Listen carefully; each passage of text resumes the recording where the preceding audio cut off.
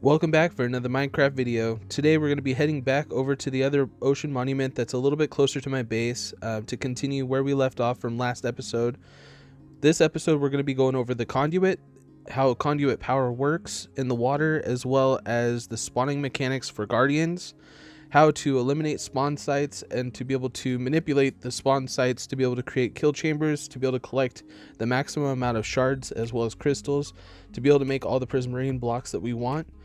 I noticed and I wanted to double check and found out that the person that actually eliminated the elder guardians left all these extra sponges, so that's going to be very useful later on when we start to dry out the inner part of the ocean monument, so we can actually create the collection area.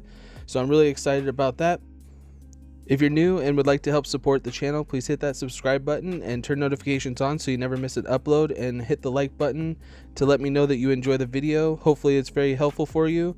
If not, thank you very much for watching the video. I really appreciate everybody who's been supporting so far, and without further ado, let's go ahead and jump into the video. So let's just go ahead and do like kind of center. I mean, it's not going to be perfectly center. But do one block out and then put your conduit like right. Should be able to put. Okay, let's do like that.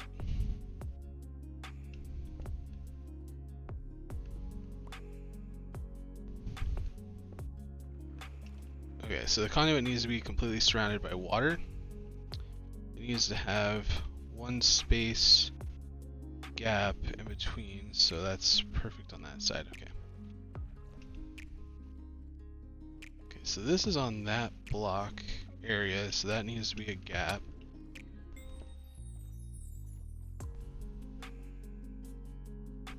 These guys would leave me alone for 2 seconds.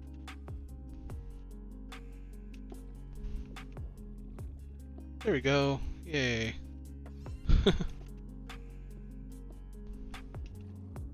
Definitely want to give ourselves the maximum.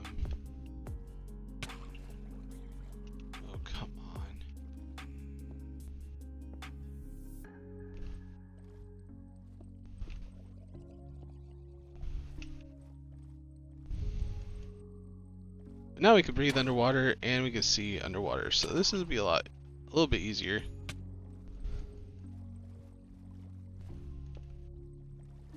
Let's go ahead and build.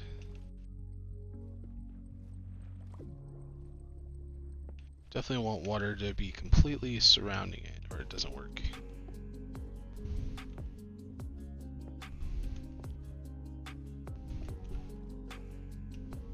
Okay.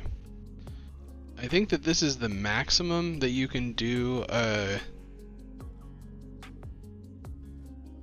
conduit for breathing power anyway. So that's how a conduit works. Each ring around the conduit creates a 32 block radius in which you can actually breathe underwater. So for each ring it adds 32 blocks. So for the first ring it's 32, second ring is 64, and the next one is 96.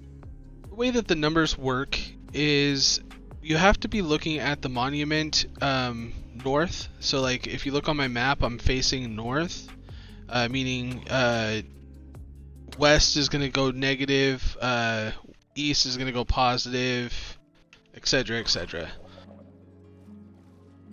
And that's the way that the numbers work on this. So the way that you want to do is you want to go to the southwest corner of the monument. It is a square, so the numbers are going to match no matter if the entrance is on this side, entrance is on that side, doesn't matter. What you want to do is go to the southwest corner, okay, and start right there.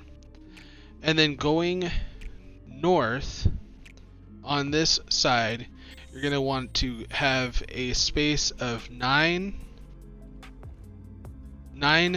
blocks in between, and then after that it's going to be 15 blocks, and then another 15 blocks, and then at the end 10 blocks. And it should match on this corner, so you have the corner piece going in 1, 2, and 3 right there on that corner piece.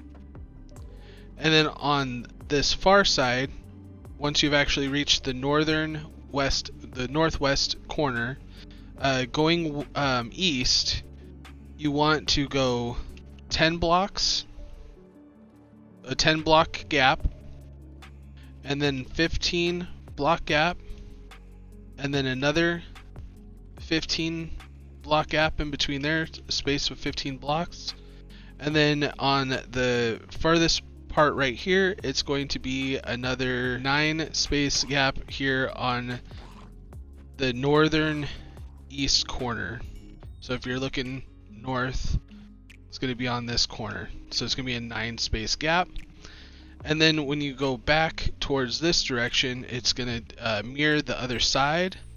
And it's going to go 10, 15, and then 15 again, and then 9. And then after that, basically what you want to do is create a square and make another space that you're going to build all the way up to the ocean floor, or the top of the ocean. You're going to want to put blocks on every single one of those, basically making a square, and then have your kill chamber in one of those spaces. Okay, so for our kill spots, we're going to need some magma blocks. This is what's going to actually kill the mobs, the guardians, and then we'll be able to collect them underneath. I'm trying to think where exactly we want to place our collection area. A guardian only needs a 1x2x1 block space to be able to actually spawn, but I wanted this to be a big enough area to be able to kill multiple guardians, so I made it a 3x3 block area, and then I put the center space of the kill chamber with a solid block so it didn't actually have a bubble column. I believe that they still spawn with it completely covered with the bubble column, but I'm not sure exactly how that's going to affect the spawn rate, so I kept it as just a regular water source all the way down the center. But this should maximize the amount of spaces that the mobs can actually fall down and get eliminated. Alright, so what we need is glass, because I like to be able to see what's going on in there. It doesn't necessarily have to be glass. I think it would work better with glass, but I don't really think it needs to be glass. But you want to basically go all the way to the top, surrounding this entire thing. I'm just going to go all the way down, because why not?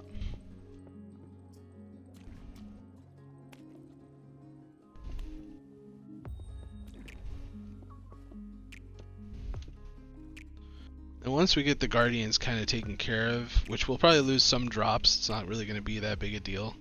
But once we get them taken care of so they're not attacking us, because once we get these all enclosed and everything, that'll basically take care of that issue.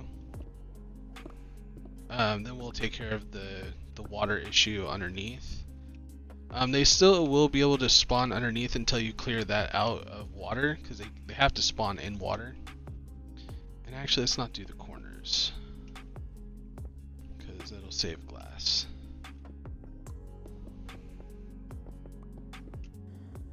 To maximize the amount of guardian spawns that you get inside of your kill chamber, I recommend that you make sure that your spawn site is in the center point of your kill chamber.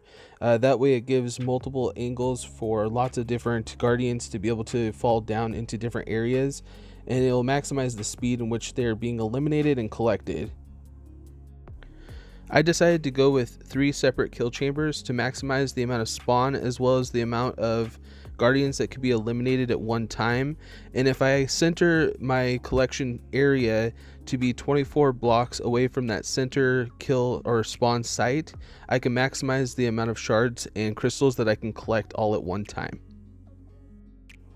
All the red spots that have been shown on the diagram are a spawn location, and what we have to do is build a solid block column that goes all the way from the bottom of the sea floor all the way to the top of the ocean, to make sure that there's no water blocks or water spaces in between so they cannot spawn in those locations, and that way it will force the guardians to spawn only in the kill chambers in which we're designing. Also, what you want to do on the top of the kill chambers is to create a roof made of a transparent block. I've noticed that a slab works really well to be able to get the guardians out of direct sunlight. It actually maximizes the amount of spawns that you're going to have inside those kill chambers by 10. So you're going to have 10 times the amount of spawns if you actually have a roof covering it. Here's a picture of what I did to maximize the amount of spawns in my kill chambers. Here's a couple of snapshots of some pictures I took of the amount of guardians that are found in each of the kill chambers. I feel like it was really productive. It worked really well.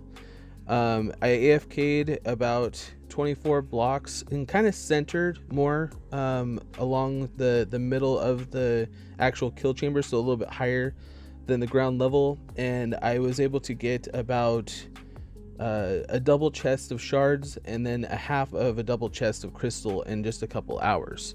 Felt like that was really productive. I was able to AFK overnight and had a very good turnout. Well, that is my episode today. That's phase 2 of how to build a guardian farm.